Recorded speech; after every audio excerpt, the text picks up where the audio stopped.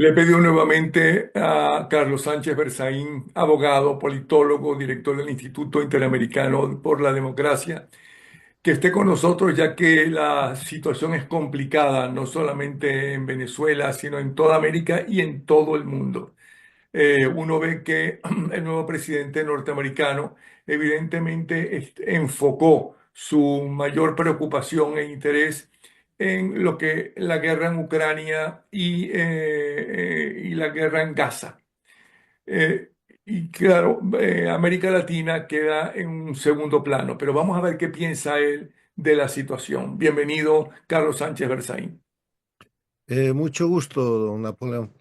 El tema es que ha empezado el año 2025, transcurre un poco más de un mes, y lo ha hecho exacerbando el eje de confrontación que caracteriza este siglo, que es el de las dictaduras contra la democracia.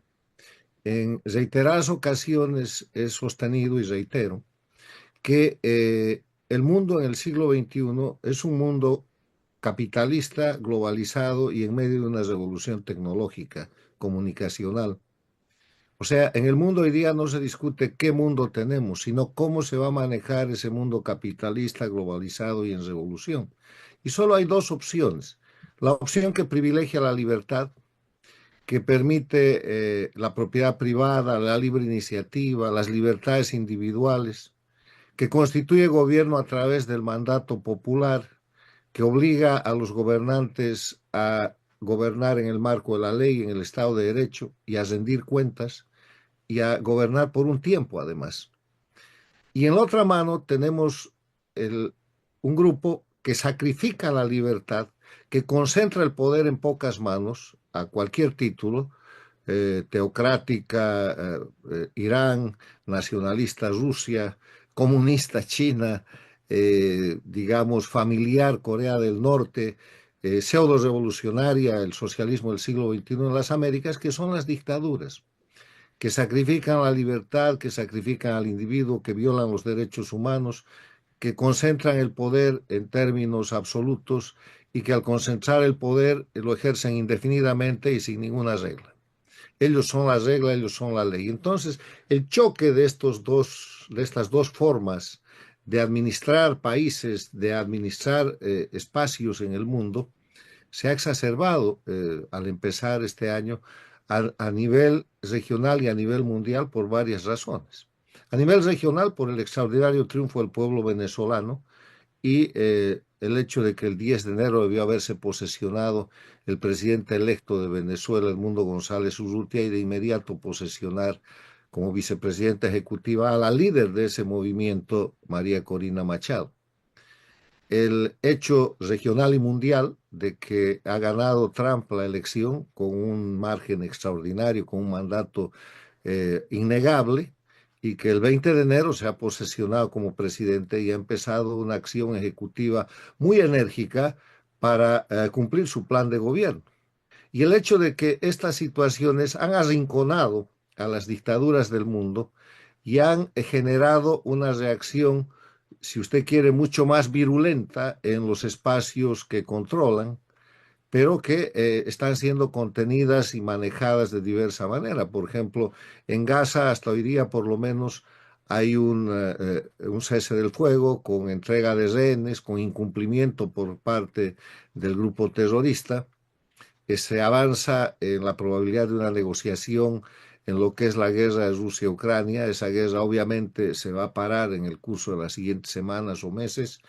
Eh, Se está agotando y se quiere extinguir el concepto de guerra global, de confrontación generalizada en el globo, aunque los frentes de combate estén reducidos a pocos países o a pocos grupos. Entonces, todo esto ha generado una situación en la cual hay un clima de confianza en algunos sectores, de que creen que se está haciendo lo adecuado y que hay un avance en el rumbo correcto, y de incertidumbre en otros sectores.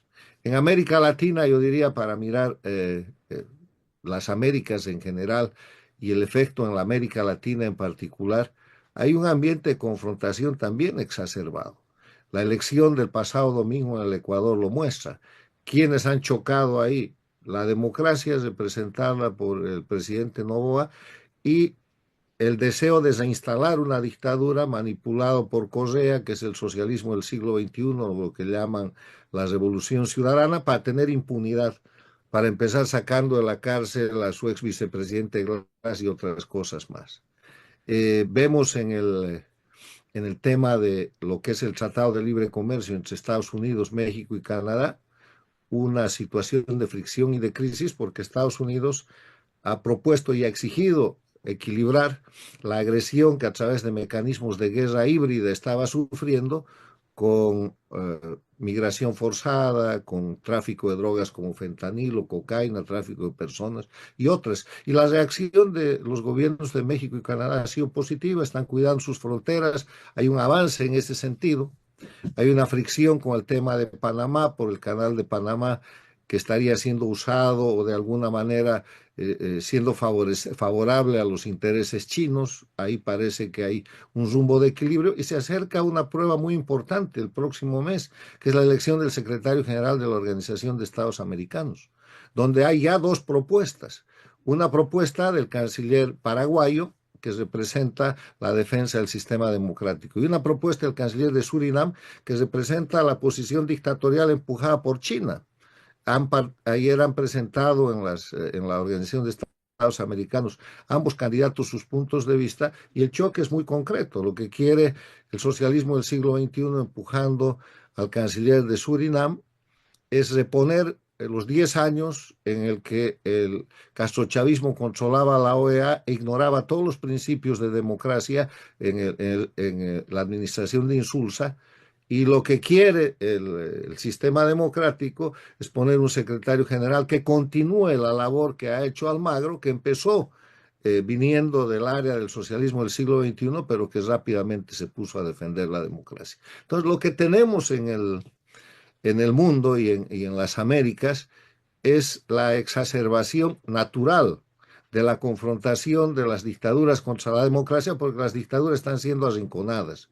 Con el triunfo de María Corina Machado, con el candidato Edmundo González Urrutia, aunque han perdido iniciativa y fuerza desde el 10 de enero, pero sobre todo con la llegada al gobierno del presidente Trump en Estados Unidos, las dictaduras se sienten arrinconadas y se ponen más violentas, se ponen más agresivas y llevan adelante situaciones que inclusive son risibles, como la crisis del gobierno paradictatorial de Colombia, que es algo que hay que seguir como si fuera una novela. Empezó en una confrontación al amanecer entre el presidente Petro y el presidente Trump, que fue rápidamente resuelta a favor de la razón, tuvo que doblar la mano Petro, pero después continuó con una crisis interna, con un gabinete abierto donde él llamaba la atención a todos sus ministros y los ministros a Petro, y ahora tiene una crisis general. Lo que parece encubrir aquello es el deseo de Petro de violentar la constitución colombiana para reelegirse, mientras con la otra mano, en complicidad con la dictadura de Venezuela, exacerba la zona del Catacumbo para llevar adelante una situación de presión. O sea, hay tensión, la tensión ha subido y es posible que suba a niveles mucho más importantes y yo creo que lo que hay que hacer es mirar tema por tema las cosas. El tema de Venezuela es central, el tema de las dictaduras de Cuba, Nicaragua, es muy importante. El tema de la segunda vuelta electoral en el Ecuador el 13 de abril es súper importante. Las elecciones que van a haber en Bolivia, que son elecciones en dictadura, en un sistema de dictadura electoralista en agosto de este año, son importantes. En octubre hay elecciones en la Argentina de medio tiempo para definir cómo, para votar por los legisladores, y eso le va a dar a Milei o el control o alguna mayoría o alguna mayor presencia para seguir gobernando de manera por lo menos más cómoda. Estamos a 3 semanas de que el presidente Trump asumió la presidencia y parece una eternidad porque las cosas han cambiado drásticamente y todo eso está pasando al mismo tiempo con una presión, ya le digo, exacerbada y casi desesperada de los sistemas dictatoriales. Y esto no es muy peligroso. Yo creo que más peligroso es que las dictaduras se manejen a sus anchas y hagan lo que quieran, manejando abiertamente la guerra híbrida, que es el ataque por medios encubiertos, que además le permiten al agresor decir que él no fue, utilizando eh, droga, fentanilo, cocaína, eh, forzando crisis humanitarias, migratorias, trata de personas, terrorismo, metiendo criminales a los países democráticos para destrozarles su estabilidad y siendo sujetos de derecho internacional. Eso es mucho más peligroso que avanzar para poner las cosas en un punto de normalidad. Yo creo que esta lucha hemisférica que se produce, por ejemplo, contra el tren de Aragua, que ha producido resultados importantes en Chile, en Perú, en Estados Unidos y ahora empieza México y sigue Canadá, que en Chile ha permitido que la Fiscalía tenga testigos que están señalando que el autor intelectual del asesinato del teniente exiliado en Chile es Diosdado Cabello, o sea, es el régimen criminal de Venezuela. Son avances muy importantes. Y yo creo que es mucho más bueno para la estabilidad y la seguridad de la gente en general que las cosas vuelvan a un punto en el que se respete la ley, que se cumpla la ley y que se respeten las garantías, los derechos humanos y los derechos fundamentales de la persona. Ok.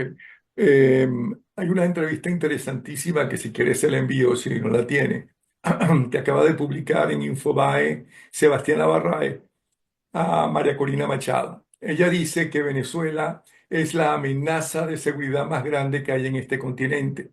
Más adelante dice que de eso está claro las democracias internacionales, que está claro Donald Trump, que está claro Europa. ¿Ok?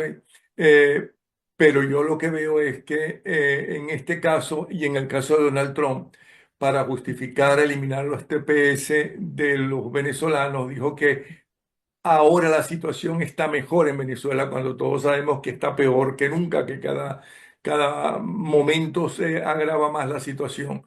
Em, y que el hecho de haber enviado un personaje del gobierno a hablar con Maduro para liberar a 6 norteamericanos es en parte reconocer la dictadura de Maduro. ¿Usted cree eso?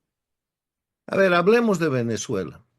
El proceso de Venezuela, desde que a fines del año 2023 María Corina gana la elección primaria con el 97 y tantos por ciento, es una carrera de éxito y de derrota constante de la dictadura, o sea, el éxito de la oposición de María Corina y de la dictadura.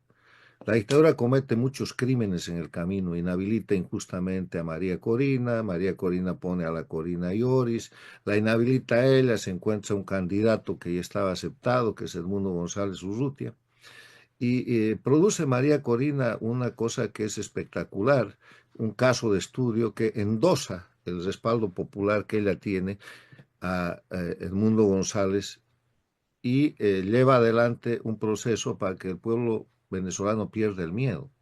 El pueblo venezolano pierde el miedo, se empodera y el 28 de julio se produce un resultado electoral fantástico que cuando la dictadura sale con la narrativa del fraude, María Corina demuestra documentalmente con más de 600 delegados de mesa, los comanditos, que eso era mentira y le gana la narrativa postelectoral.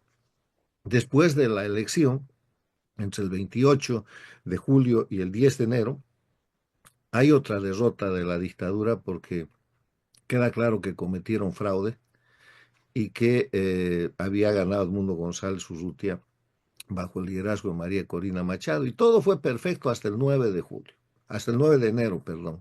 El 9 de enero María Corina organiza una manifestación, la detienen, se libera y es una acción triunfante. Y el 10 de enero, que es el día de la juramentación del presidente, después de haber anunciado en reiteradas ocasiones Edmundo González Urrutia que iba a juramentarse en Venezuela, se queda en República Dominicana y no pasa nada. Y el que se juramenta es el dictador que produce un acto de usurpación y que instala en Venezuela, esto es muy importante, un régimen criminal militar de ocupación, además de ocupación transnacional, porque produce la ocupación acompañado del dictador de Cuba y del dictador de Nicaragua. Y después de eso Maduro declara que tenía las armas listas para, junto con las armas de Cuba y Nicaragua, mantenerse en el poder. No es poca cosa, eso está todo documentado y eso configura un escenario que es el que vive actualmente Venezuela, que es un país ocupado. Es un país ocupado por un grupo criminal militar y que tiene un presidente electo que debe asumir la posición de presidente constitucional lo más pronto que pueda. Ahora, ¿qué pasa a partir del 10? Los ganadores de la elección del 28 de julio pierden toda iniciativa. No es aceptable ya repetir los discursos de la campaña electoral. No es posible que se continúe con una cuestión que se conoce, que todos los países saben que Venezuela es una amenaza. Sí, señor, saben. Todo lo que dice María Corina es una absoluta verdad, pero tienen un mandato. Edmundo González Urrutia y María Corina Machado tienen el mandato del pueblo venezolano de tomar el poder constitucional. Y no se explica hasta ahora por qué el señor González Urrutia no ha jurado como presidente constitucional de Venezuela. No hay ninguna cuestión de forma que impida ese mandato de fondo que es un mandato soberano. Ni el lugar, ni que la dictadura está ocupando el territorio, ni la fecha, ni quién le va a tomar el juramento, nada, son puros pretextos. Hay un mandato soberano y este señor tiene que jurar además para ejecutar un acto inmediato, que es tomar juramento a María Corina Machado, que es la líder del proceso, porque González Urrutia no había llegado a ninguna parte si María Corina no lo lleva de la mano y le produce todo lo que el pueblo venezolano y el mundo ha observado, hacer que María Corina jure como vicepresidenta ejecutiva en los términos de la Constitución de la República Bolivariana de Venezuela. Y Un entonces, ¿qué momentito. pasa en ese punto? Permíteme preguntarle sobre ese punto exactamente. María Corina Machado ya ha dicho que sí se va a juramentar, pero en Venezuela y frente a la Asamblea Nacional. Eso por un lado. Pero sea bueno o malo, porque unos dicen que no vale la pena, que ya pasó su tiempo, que el tiempo era el 10 de enero. Ah, ¿Cuáles son las ventajas y las desventajas de un gobierno en el exilio? ¿Por qué tiene que juramentar quien triunfó en las elecciones en el exilio? ¿Qué gana y qué se pierde con eso? No es un gobierno en el exilio, es un gobierno impedido de tomar el control territorial de Venezuela porque Venezuela es un país ocupado por una fuerza criminal militar que impide que el presidente y la vicepresidenta constitucional de Venezuela estén en el territorio. Entonces, ¿cuál es la obligación de ese presidente y vicepresidente constitucional de Venezuela? Formar gobierno para recuperar el territorio, para sacar del territorio a esa fuerza de ocupación criminal militar. Y no lo van a hacer con discursos. Lo primero que necesitan para eso es asumir personería, o sea, decir, este es el presidente, esta es la vicepresidenta, tenemos la representación soberana de Venezuela. Con eso usted ya le quita la personería que hoy día, por falta de ese cumplimiento, la está asumiendo Maduro con su grupo criminal a título de dictadura, pero es en verdad un grupo de ocupación.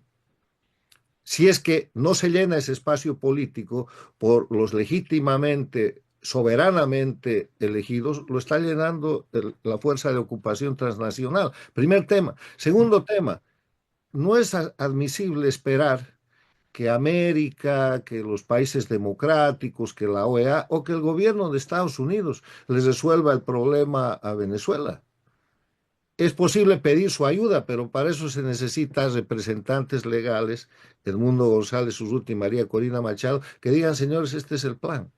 Así queremos que nos ayuden. Ya queremos una fuerza de liberación, queremos un grupo internacional en el marco de las Naciones Unidas, del TIAR, o queremos una presión terminal de medidas de sanciones inhabilitantes. Pero ¿quién pide eso? No piden nadie porque primero no tienen personal y segundo no han presentado el plan. Y tercero, le están dando a la fuerza de usurpación a título de dictadura la representación mundial de Venezuela.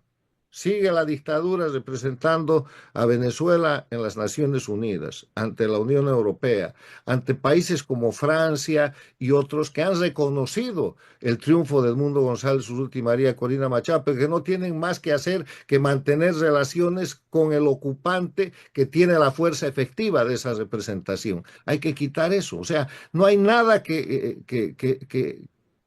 sirva de excusa para no cumplir eso que ya es una obligación que está demorada y que está generando una situación muy grave. Está generando que la fuerza de ocupación criminal militar a título de dictadura tome todas las prerrogativas de representación de Venezuela y el control interno efectivo. Pero ¿con qué fuerza ese, una vez juramentado Mundo González y juramentada María Corina Machado, con qué fuerza cuentan para desplazar a la narcotiranía, al grupo de traficantes, además de drogas? Con la fuerza que quieran, porque el presidente constitucional de Venezuela puede pedir la formación de una fuerza de tarea de paz en el marco de las Naciones Unidas. Si digamos eso no funciona porque es posible que China y Rusia veten, puede pedir en el marco de la OEA la aplicación del Tratado Interamericano de Asistencia Recíproca. Si eso no funciona, puede pedir bilateralmente a cualquier país, a Estados Unidos, a la Argentina, al Perú, la conformación de una fuerza bajo el mando del presidente de Venezuela. No se trata de una violación de soberanía, no se trata de una invasión, no se trata de una acción violenta contra la voluntad del pueblo venezolano. Se trata que el presidente constitucional de Venezuela, investido en esa función, comanda la organización de una fuerza que sea necesaria, que yo creo que simplemente cuando lo esté haciendo con la amenaza creíble, va a venir un proceso de salida de la dictadura, pero si no, puede utilizar esa fuerza y tiene la fuerza que quiera.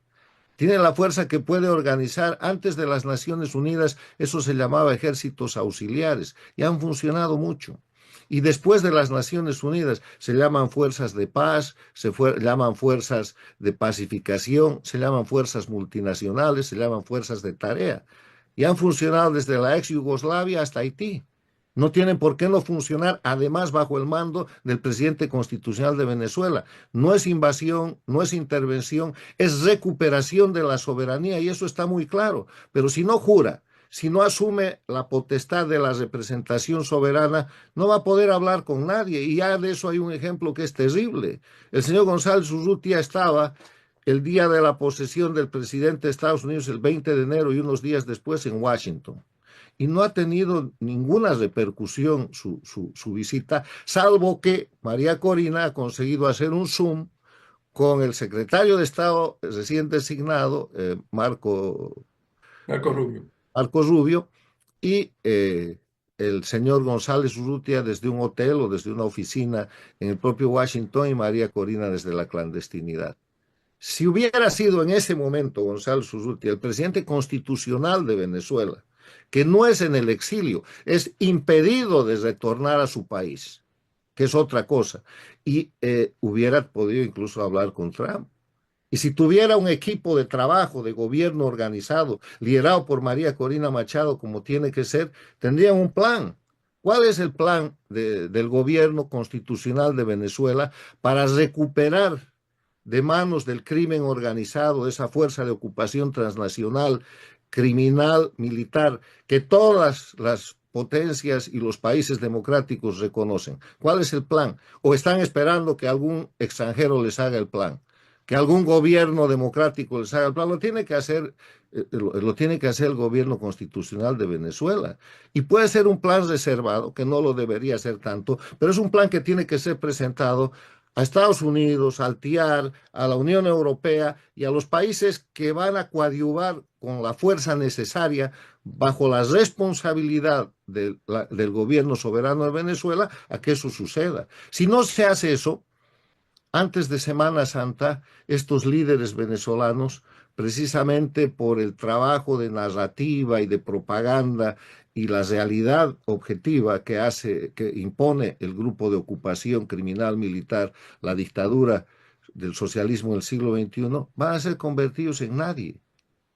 Y después de aquello se van a volver nada y vamos a ver a los tradicionales opositores funcionales de Venezuela, yendo a generar una mesa de diálogo en México, en Bahamas, en París, en algún lugar para empezar de nuevo, mientras la dictadura se queda con todos los muertos, con todos los presos y con todo el sistema criminal que tiene ejecutado. O sea, hay que quebrar eso. Es imperdonable que después del 9 de enero el triunfante grupo que lidera la liberación del pueblo venezolano, que ganó la elección y todo, haya perdido la iniciativa.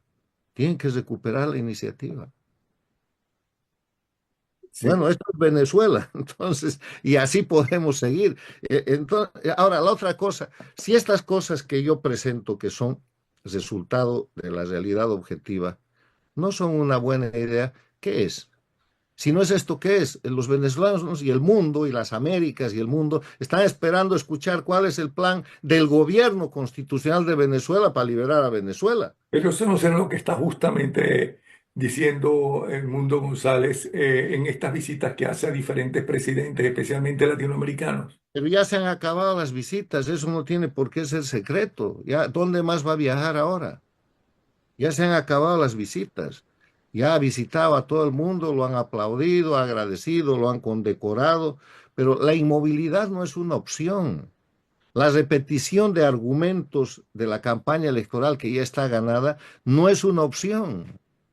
El esperar que la comunidad internacional o algún gobierno extranjero les resuelva el tema al pueblo de Venezuela no es una opción. Y más grave que eso, el fracaso no es una opción. No pueden fracasar los que han recibido el mandato constitucional de gobernar Venezuela. Y tienen que empezar a gobernar desde el extranjero si es necesario para llegar a gobernar dentro del país. Salvo que haya un plan que les han dicho, bueno, esperen hasta X fecha y entonces las fuerzas internacionales, cosa que es muy poco probable. O sea, esto que está pasando les está haciendo perder incluso el respaldo popular que tienen, que no lo pueden perder. No es una opción el fracaso. El otro punto que le pedí, ¿cómo interpreta usted la posición del nuevo gobierno norteamericano frente al TPS de los venezolanos y la declaración de que lo están eliminando porque ahora la situación de Venezuela está mucho mejor? Es una consecuencia de que no hay contraparte. Si hubiera una contraparte, un gobierno de Venezuela, el señor González y la señora Machado, y un ministro de Relaciones Exteriores y un embajador en Washington, que sería rápidamente reconocido, y cónsules en Miami, en todo el lugar, embajador en Buenos Aires, qué sé yo, habría una interlocución. Entonces, el gobierno americano, sus asesores o cualquier otro gobierno se puede dar el lujo de interpretaciones unilaterales que pueden ser verdaderas o no, porque no hay interlocución, no hay contraparte. Esa es otra de las razones importantes por las que tienen que ejercer el mandato soberano. El pueblo venezolano necesita interlocutores legítimos a nivel internacional. El interlocutor que está funcionando es Maduro. El representante del gobierno americano va a hablar con el representante de Maduro, habla con Maduro y después declaran que eso no es un reconocimiento, como que en efecto no es, porque cuando usted le secuestra a gente, puede hablar con los secuestradores y eso no quiere decir que está dejando de considerar que ese es un criminal.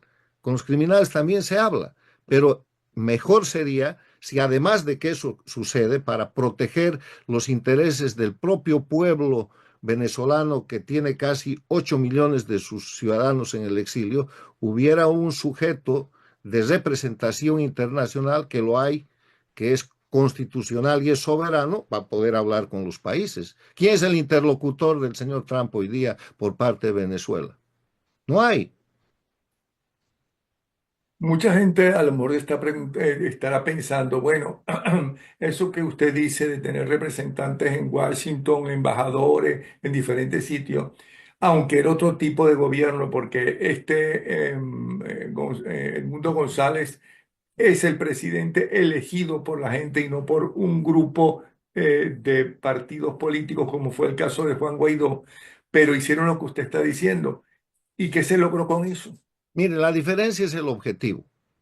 El objetivo del gobierno de Guaidó y la Mesa de la Unidad dizque era recuperar la democracia y estando Guaidó dentro de Venezuela, porque nunca dejó de estar en Venezuela cuando era presidente designado como legítimo, nunca hubo una acción para hacer aquello. Guaidó podía formar la Fuerza de Tarea Multinacional en ese momento con mucha más facilidad que ahora, porque tenía a Colombia de aliado, era un gobierno diferente, no era un gobierno paradictatorial, tenía a Brasil también en una posición mucho mejor. Pero la diferencia es el objeto. El objeto del gobierno constitucional de González y Machado es recuperar la soberanía, el territorio y efectuar el control efectivo de Venezuela. O sea, ellos están mandados constitucionalmente para hacer un gobierno que no solamente retire la dictadura, sino que recupere el control de lo que es hoy día un país ocupado. No se quiten esto de la cabeza. Venezuela hoy día es un país ocupado por una fuerza criminal militar transnacional. Y lo ha confesado y lo muestran los hechos, lo ha confesado Maduro. Se ha posesionado, ha usurpado el poder el 10 de enero con Díaz-Canel, dictador de Cuba, y con el dictador de Nicaragua a su lado. Y después ha declarado que tiene listas las armas, sus armas y las de Cuba y Nicaragua para defender la posesión indebida de ese territorio que ocupa. Entonces, una de las reglas de la ocupación es que la representación la ejerce quien tiene el efectivo control del territorio. Y esa fuerza de ocupación hoy día tiene el efectivo control del territorio. Por eso Estados Unidos, Francia y otros países hablan con ellos. Lo primero que usted tiene que hacer para cambiar eso es establecer el gobierno constitucional. No estamos hablando de legitimidad. Constitucional de Venezuela, que tiene mandato soberano, y su primera tarea es recuperar el control de su territorio. Esa no era la tarea de Guaidó. O sea, las diferencias son abismales. Bueno, pero bien interesante esto. ¿Y cómo ve el nuevo gobierno, ya que nos volvemos de ahora, salimos de Venezuela para los Estados Unidos? ¿Cómo ve las primeras medidas del gobierno norteamericano? Mire, lo que a mí me parece espectacular es que hoy día ese gobierno cumple 3 semanas de gobierno. Y parece una eternidad. Todo el mundo está preguntándose, denle tiempo, son 3 semanas. ¿Qué opinión yo le puedo dar sobre un gobierno que tiene 3 semanas? O sea, esperen, vamos a opinar por lo menos a los 100 días, que es la primera evaluación que se hace de todo gobierno. ¿Qué se espera? Parece ser que Lula está bajando en popularidad. ¿Qué se espera para Brasil, por ejemplo? ¿Qué se espera para todos los problemas que están surgiendo con el gobierno colombiano? ¿Qué cree usted que está pasando en esos dos países? Mire, yo creo que en todos los países controlados por el socialismo del siglo XXI, por este sistema dictatorial criminal, vamos a ver fraude, vamos a ver violencia, vamos a ver todo tipo de crímenes para controlar el poder y para tratar de, ya sea con falsificaciones electorales, reproducir o tomar el poder. Y la muestra de eso es la elección del pasado domingo en el Ecuador. Hay un fraude horroroso en esa elección. La vergüenza es que el presidente en ejercicio se haya dejado hacer fraude, porque muchas de las instituciones encargadas de manejar el proceso electoral e inclusive de contar los votos siguen con el personal de la dictadura de Correa. No ha cambiado. Entonces vamos a ver una exacerbación de crímenes, de fraude, de violencia en Bolivia, Brasil, Colombia, Ecuador, en la propia Argentina con el kirchnerismo en las elecciones de octubre, tratando de controlar espacios porque están en caída, están en una franca caída. Las condiciones al empezar este año para las dictaduras y sus gobiernos paradictatoriales eran terribles. Están en caída las dictaduras porque no tienen respaldo popular. Hay un 80% promedio de repudio contra las dictaduras de parte de sus pueblos, en Venezuela, en Cuba, en Bolivia, en Nicaragua. Los gobiernos paradictatoriales tienen una popularidad en caída. Segundo, no tienen economías. En la miseria Cuba, en la miseria Venezuela, en una crisis avasallante Bolivia, Nicaragua va por ese camino. Los Kirchner han dejado destrozada la Argentina, que ahora va en proceso de recuperación, la economía de Brasil en caída, Colombia perdiendo niveles económicos de una manera realmente alarmante, y México manteniéndose gracias a la sociedad con Estados Unidos, que ahora tiene que ser readecuada en los términos de un efectivo cumplimiento de lo que es el Tratado de Libre Comercio. El tercer elemento por el que están en caída es que no tienen narrativa. ¿Quién les cree ya el cuento de la revolución bolivariana en Venezuela, la revolución cubana? Los sandinistas son más bien identificados como criminales. Y la cuarta es que no tienen opciones. ¿Qué opción tiene la dictadura cubana, la dictadura venezolana, la nicaragüense, la boliviana? Que no sea seguir matando, seguir ejerciendo terrorismo de Estado, seguir secuestrando extranjeros para después cambiarlos, seguir ejerciendo crímenes de lesa humanidad, seguir sosteniendo el narcotráfico, el fentanilo, el tren de Aragua y los crímenes en la región. Y eso no deja sino la opción a las democracias de terminar con esos procesos. O sea, hemos llegado al punto en el que la definición es que o el crimen, o se termina con el crimen organizado, o la democracia tiene que rendirse. Y eso es lo que vamos a ver en el curso de este y el próximo año. Bien interesante como siempre, Sánchez Berzaín, conversar con usted, escucharlo, más que conversar, escucharlo. Y muchísimas gracias nuevamente y espero dentro de poco volverlo a tener, ¿no? Si usted tiene tiempo, ¿ok? Mucho gusto, pero hay luces y hay acciones de esperanza. Yo quiero decirle que con todas las situaciones que pueden parecer críticas y de incertidumbre en este momento, porque los procesos de cambio generan incertidumbre. Yo creo que hay un avance en el camino de defender la libertad y la democracia en las Américas y en el mundo, y creo que el pueblo venezolano tiene que presionar a sus líderes para que constituyan de una vez su gobierno soberano y asuman el rol que se les ha otorgado por mandato popular. Nadie se los va a hacer. Doten a Venezuela de un interlocutor válido y no permitan que los usurpadores, ocupantes a título de dictadura, la ocupación criminal militar que hoy día está sometiendo al territorio al pueblo de Venezuela, siga ejerciendo la representación del país. Muy bueno. Muchísimas gracias. Hasta Encantado. luego. Gracias.